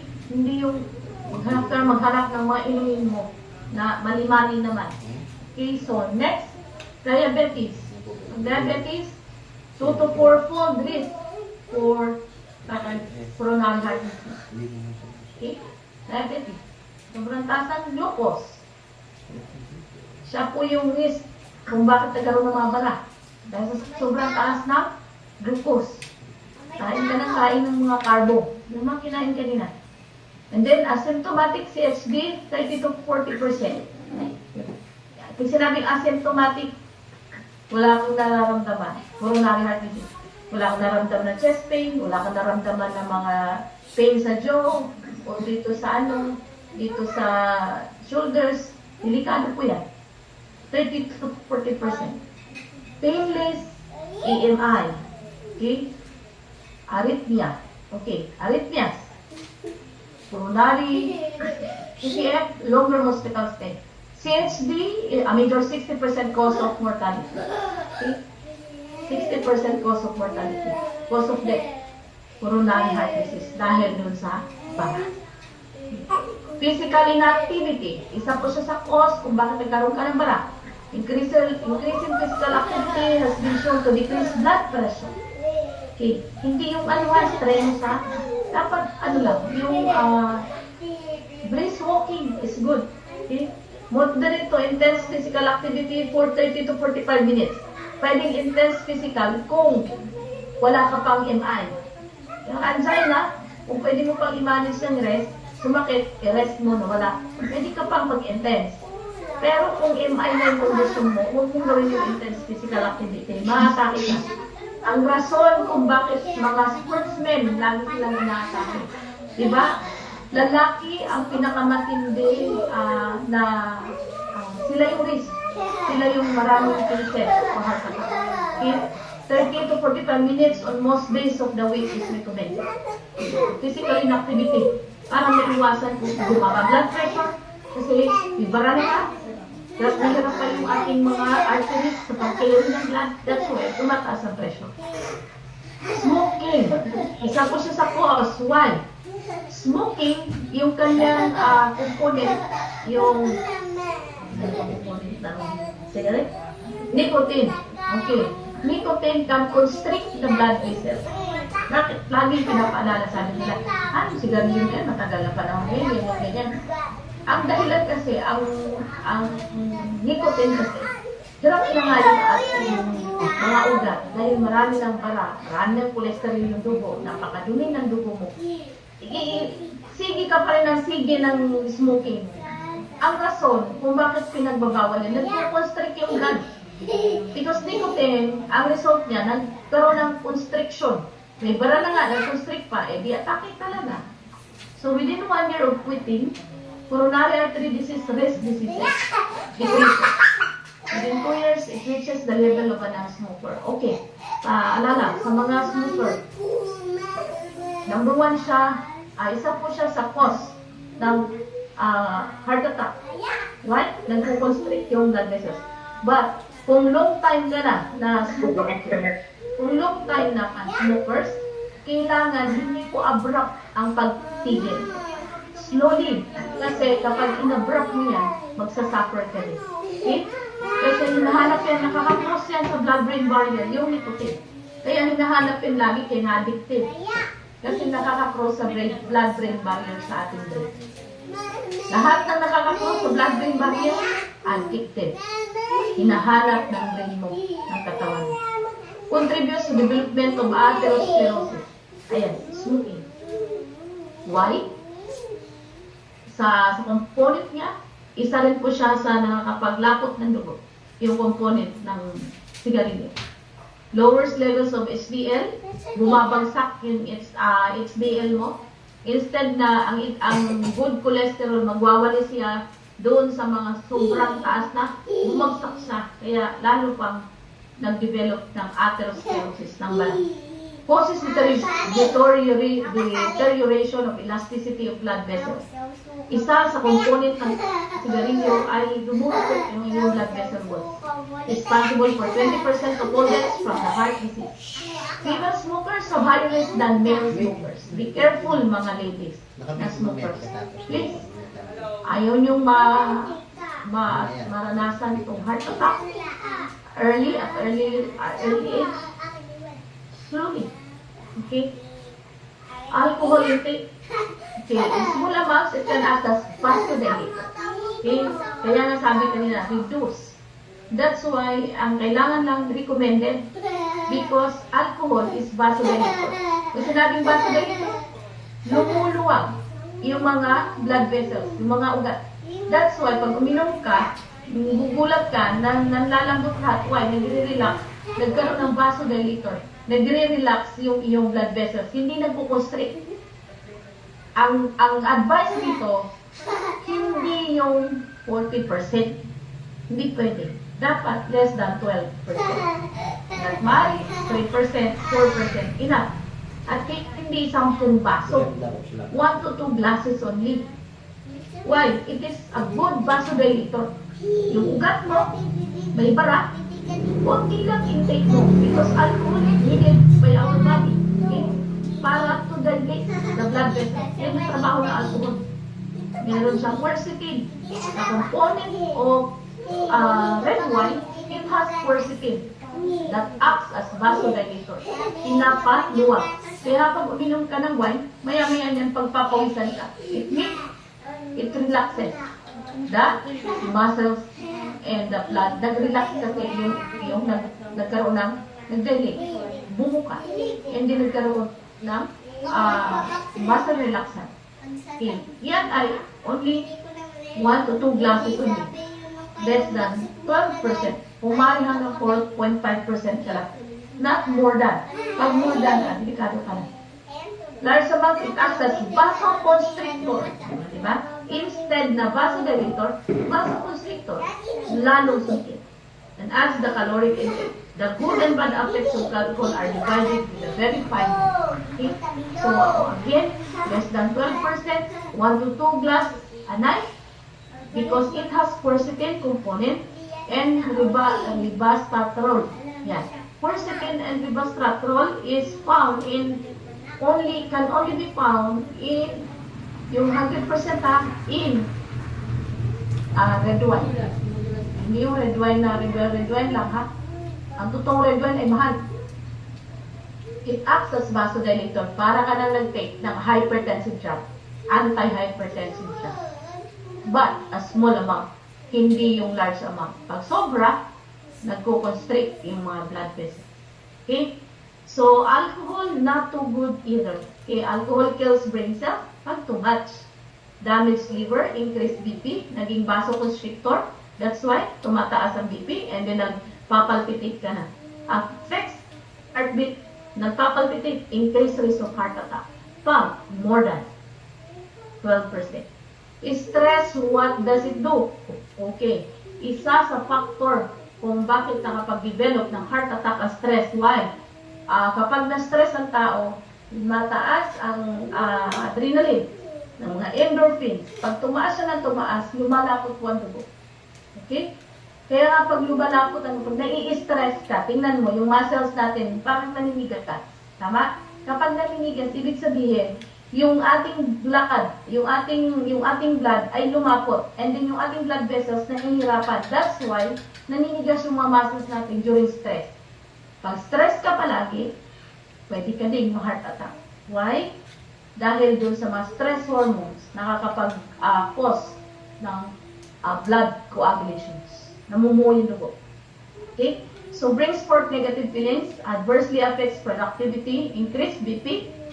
Kasi pag increased BP, nagkaroon ng pressure dahil hirap na hirap yung dugo mo dahil dun sa mga too much adrenaline, too much endorphins, too much lahat ng stress hormones. Napit-bit ng iyong dugo. Increases complications. Again, stress, isa po siya sa number 1 cause of diseases. Okay? So, iwas stress. Ways to relax. Paano natin ito maiwasan? Spend time with the person you love. Of course, kung saan ka masaya. Hindi doon ka sumama sa mga tao hindi ka na-stress. Yung mga tao hindi nagbibigay sa'yo ng sakit sa ulo. Ayaw mong ma-heart attack, huwag mong i-expose sarili mo doon sa mga taong hate mo. Okay. Hindi ka ma-relax. Think positive. Remember the things that are good in your life. Hindi yung paragi araw-araw may sakit ka na nga, nagpapalpitate ka na nga, sakit-sakit na nga, lagi ka pang may stress. Lalo ka atakin. Okay, so ito yung ways to relax. Ways to relax, enjoy music. Huwag naman yung mga music ng Metallica. Dapat yung relaxing. Okay, so read books para ma-divert yung mind mo. Hindi ka nakafocus doon sa mas stress. Do gardening. Bakit ginagawa to? Enjoy music, read books, do gardening. Gina-divert lang kasi yung mind mo na hindi ka ma-focus doon sa stress. That's why, pag may ginagawa ka, di ba? Actually, it's a form of therapeutic. Therapeutic way of, therapeutic form, yung i-divert yung mind mo into something para hindi ka ma-focus doon sa. Ginagawa po namin ito dati sa hospital. I-disturb mo yung isang pasyente. Iyak na lang yan, hindi na ako mabubuhay nito. Pero, sa room, paanuhin mo ng Netflix, tingnan mo, hindi na siya ma-focus doon sa pain niya. Hindi na siya ma-focus. So, i-divert mo yung attention. So, it's a form of relaxation and it is therapeutic. So, what are the Filipino scenarios? Ito yung ginagawa natin lagi. High carbohydrate intakes, love killer foods, very little physical exertion, very little interest in sports, hook up with cellphones, araw-araw. Alos din na tumatayo. Hawak na lang lagi ang cellphone. Higher incidence of diabetes, habang naka-cellphone, nguyang-nguyang-nguyang ng mga pangkain, mga chichirya, and then hypertension and obesity. That's why, sa Pilipinas, mortality rate of heart attack ay napakataas din. Diagnosis, of course, ito yung typical history, electrocardiogram, ECG, makikita ang abnormalities, pero hindi makikita sa ECG ang marami. Abnormalities lang between systolic and diastolic, yung heart rhythms. Zero cardiac markers, echocardiogram. Pag sinabing echocardiogram, it is an ultrasound of the heart. Stress testing, myocardial perfusion enzyme, and coronary angiography. Yung angiogram, yan makikita ang yung angiogram na ito. Coronary angiography, dyan makikita yung bara doon sa coronary artery. Coronary artery sa ating heart. Okay? So what are we going to do? Call for help. Do not attribute it to God. Okay? Reach sa hospital as soon as possible. Wait, nakalimutan ko yung meaning ng God.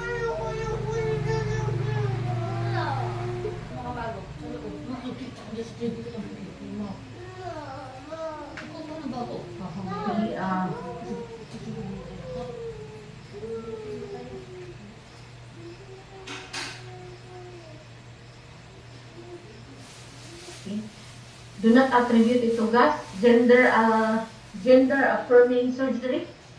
Yan. Treat sa hospital as soon as possible. Insist on an ECG. Attempt cardiopulmonary resuscitations. Kung may mga ma-encounter tayo, ito yung mga dapat natin gawin. Treatment.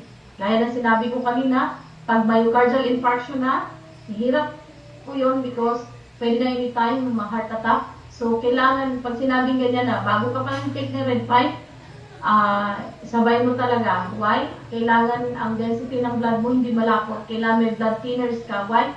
95% occlusions. Okay? Pag may MI na, sobra, 95% occlusions. Konti na lang yung dinadala yan. Okay. Angioplasty or stent. Okay? Pag hindi kaya, kasi pag sobrang tanggal na, 95% is napakahirap na po yung tanggalin. Okay? It takes time. O magre-red pine tayo, may magagawa. But it takes time. 95% occlusion.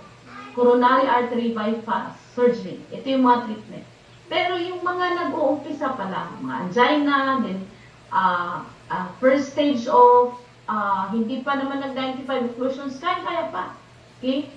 So, aspirin is an antiplatelet agent.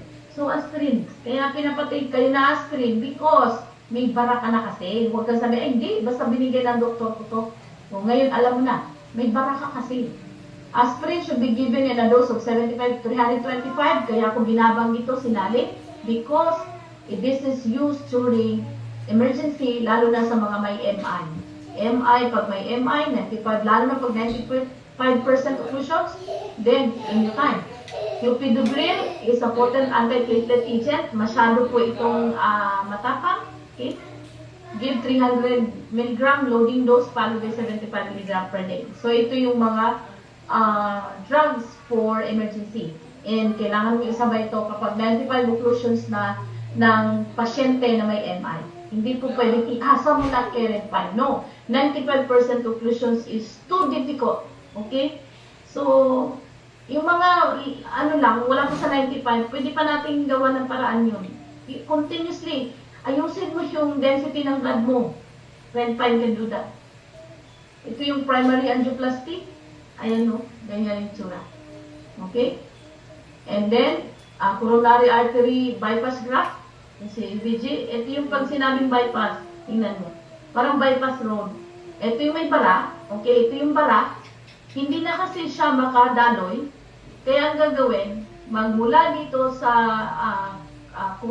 aortic, para sa carotid artery, carotid ito ha, hindi coronary, carotid artery, ibabypass yan, dyan kukunin, and then ilalagay dito sa ugat, kung saan, beyond the blockage, para hindi mamatay ito, hindi magkaroon na ischemia. Yan yung tawag ng bypass. Okay? Nilagyan ka ng tubo. Okay. Para makadalo yung dugo dito. Pag pump, masusuklayan pa.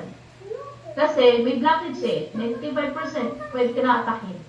That's why, mag-undergo ng coronary artery bypass na. So, prevention, diet. Lahat ng mga binanggit kanina na risk factors, mga changeable factors, na nakapag-contribute ng heart attacks, iwasan. And then, unang-una, para maiwasan yun, ang pinakasusi talaga yung dugo. Okay?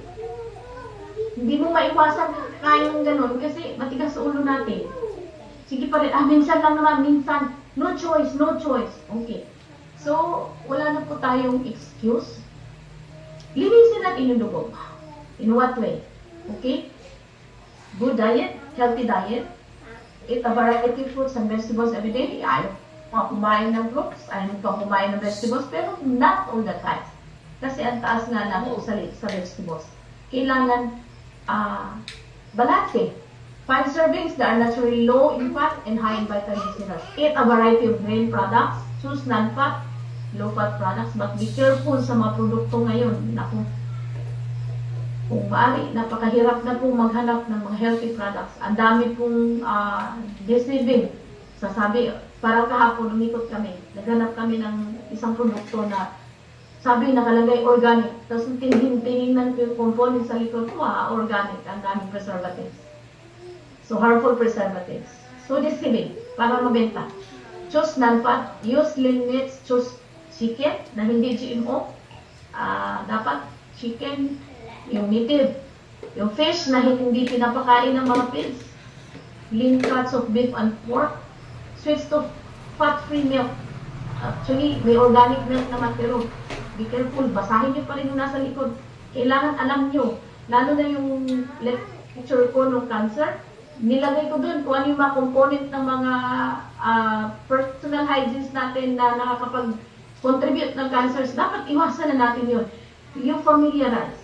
Doon sa mga nag-screenshot, tingnan nyo yun, doon sa mga gagamitin nyo. Kaya nga, si Sir Zion, nagpo-promote kami ng product na wala po talagang mga harmful chemicals. Kasi useless yung gagawin natin. Linis tayo, nalinis ang dugo, lagay ka naman ng lagay ng mga toxic materials, toxic component from toxic materials. Ganun pa din yun. Switch to fat-free milk, hindi na po ito totoo.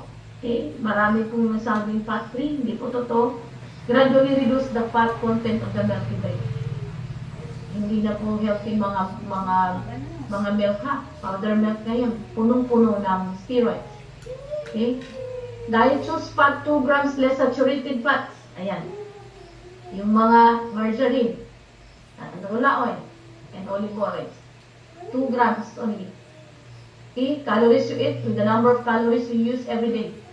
How many calories do we need every day? 2,000 calories. Okay? Kailangan i-compute natin yan. Ilang calories ba ito? Napakahirapan maintain ang health sa totoo lang. Kailangan hindi lamon ng lamon. Maintain a little physical activity that keeps you fit and match the number of calories you eat. Okay? So yan po yung number 1 na ingatan natin kasi si diet po talaga doon nagsisimula yung pag-develop ng mga bara. At yung true diet, bitbitin lang naman ng dugo yan papunta sa different parts of the body. Okay? Limit the intake of foods high in calories and low in nutrition, including foods like soft drinks and candy. Hindi pwede. Limit foods high in saturated fats, trans fats, and cholesterol. Okay. Eat less than 6 grams of salt a day. That's why be careful. Ito talaga. Pag ikaw may heart problems, pag ikaw may hypertension, pag ikaw may diabetes, please, limit the intake of salt. Hindi ka pwedeng uminom ng salt. Kahit sabihin mo pang healthy salt yan. No way. Okay? Hindi talaga pwede. Why? Isa siya sa nakapag-cause ng problema. Have no more than 1 alcoholic drink a day. Okay. Exercise, adults aged 18 to 64 accumulate at least 150 minutes moderate to vigorous intensity aerobic physical per week in about 10 minutes or more. Be active most of the days. Hindi yung nakahiga, puro lang yung cellphone. Okay?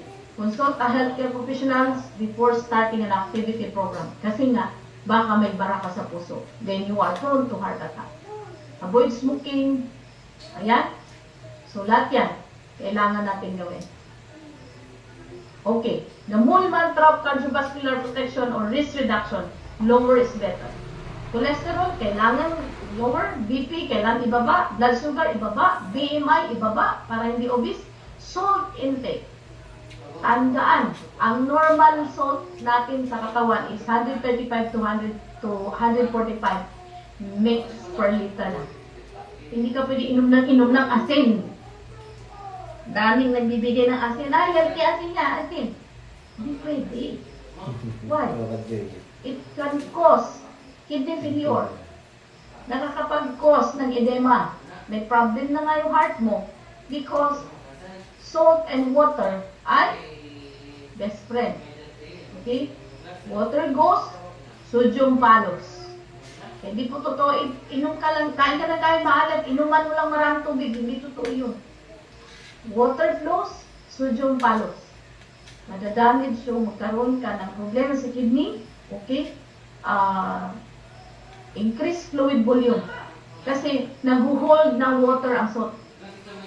So too much water, too much salt in our body, too much water can cause edema, water retention. Sa problema ang kidney, magka-problema ang heart. Remember, kapag may problema ang heart, mag-problema din ang kidney. Why? Synchronize sila.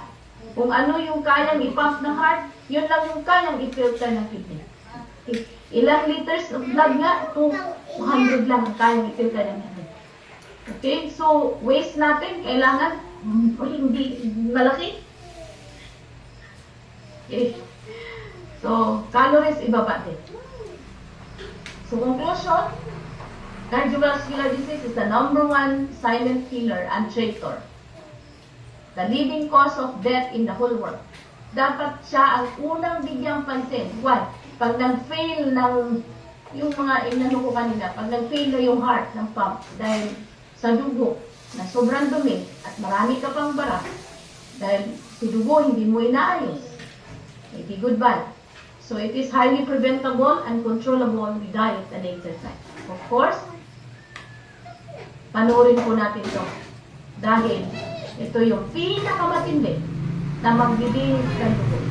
Na hindi magkaroon ng different toxicity, hindi siya magdidikbit ng toxicities sa ating katawan.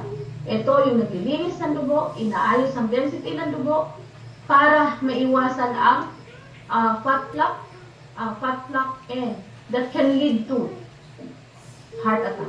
Okay? So, panoorin natin. The more modern society is, the more likely people are to deal with dangerous and difficult to cure diseases from sedentary lifestyles and unhealthy food. Statistically, every 2 seconds, one person dies of heart disease. So what are the killers hiding behind these cardiovascular diseases, especially stroke and heart attack? And what is the most effective preventative solution for this? Experts have found that for dangerous diseases such as atherosclerosis, hypertension, pregnancy, myocardial disease, fatty diabetes, stroke, myocardial infarction, as we get older, we become more susceptible to these diseases, and the common cause of them is due to high levels of warfarin or hyperlipidemia. In fact, most people have problems with blood sugar. High levels of total fats, bad cholesterol, and triglycerides accumulating in the bloodstream will lead to atherosclerosis, hypertension, brain ischemia, myocardial disease, fatty liver, diabetes, stroke, myocardial infarction, etc. So what is the most effective way to deal with hypolipidemia? Based on the principle of using the people to get rid of the bad news, red pine oil is considered a specialized product in treating high blood pressure. Red pine oil is known as the hero of political leaders. In ancient times, they know how to use red pine oil to treat cardiovascular diseases or even cancers. Both Eastern medicine and Western medicine are amazed at the miraculous effect of using this rare essential oil to treat patients with many various diseases. Red pine oil has strong anti-inflammatory properties, and it is discovered that there are more than 300 essential nutrients for optimal health contained in the red pine oil. We present to you a red pine oil company, Sonata Company, coming from Korea. Sonata is one of the most prestigious companies that produce red pine oil in the world. This product helps prevent and provide treatment for more than 170 diseases caused by blood vessels containing bad fats and hospitals. It has a powerful anti-aging effect, prolongs the user's lifespan, and supports very well those who are suffering from health problems such as high blood pressure, atherosclerosis, hypertension, brain ischemia, myocardial disease, fatty liver, elevated liver enzymes, diabetes, cancers, digestive problems, and bad breath. The oil is extracted from the natural, non-genetically modified red pine tree that have a lifespan of 100 to 200 years. It took an average of 2.7 kilograms of red pine leaves to be squeezed and distilled within a month to get pure red pine oil capsule. And so on is invested in state-of-the-art machinery and equipment that can remove the bad oil from the pine nuts and keep all the best nutrients for the body. This is the most critical point for a red pine oil capsule to get the highest quality, which can be achieved by very few companies in this field. This product is certified to meet both the Korean and the United States standards. This is a premium line of products that have a renowned reputation for top-notch quality, along with the quality assurance at least 3 times a month if the product is not effective for the continuous use of 60 days. Remember, the number of people dying from heart disease is the highest in the world. Every 2 seconds, one person dies of heart disease. More importantly, many deaths occur during But helping prevent this from happening is very simple. Take bike, red pine, EPM, whatever the rules of protocol, your effort. Protect you and your family today. In one episode, red pine needle oil. Contact the sender of this video and writer with instructions on how to make purchases of the best price.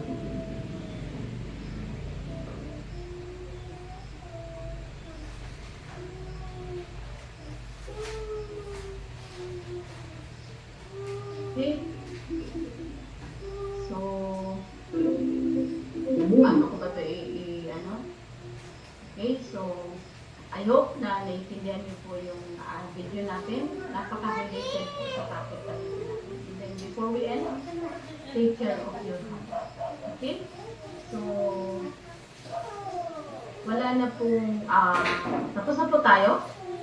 Take care of your heart. I hope naka-impart po kami sa inyo ng additional knowledge para po maiwasan natin itong the number one leading cause of death in the whole world. Ayusin natin yung dugo natin, linisin natin, kasi siya po talaga ang pinaka-susi para maiwasan ang masatak.